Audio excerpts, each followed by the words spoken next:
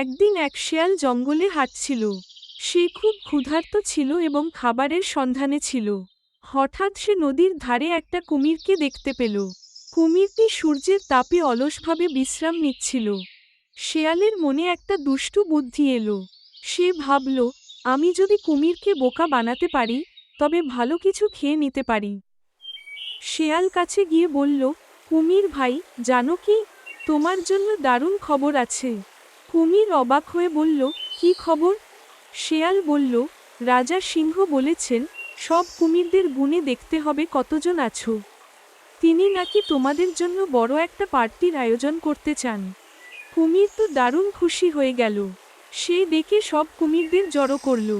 শেয়াল তাদের বলল, তোমরা সবাই লাইন ধরে নদীর ওপার পর্যন্ত দাঁড়াও। আমি এক এক করে তোমাদের গুণে দেখব। সব কুমির আনন্দের সঙ্গে নদীর ওপার পর্যন্ত সারি বেঁধে দাঁড়ালো। শেয়াল লাফাতে লাফাতে এক কুমির থেকে আরেক কুমিরের পিঠের ওপর দিয়ে যেতে লাগল।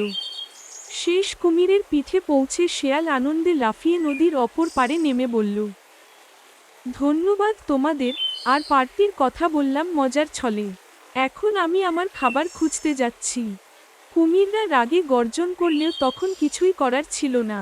শেয়াল মজা করতে করতে জঙ্গলে চলে গেল।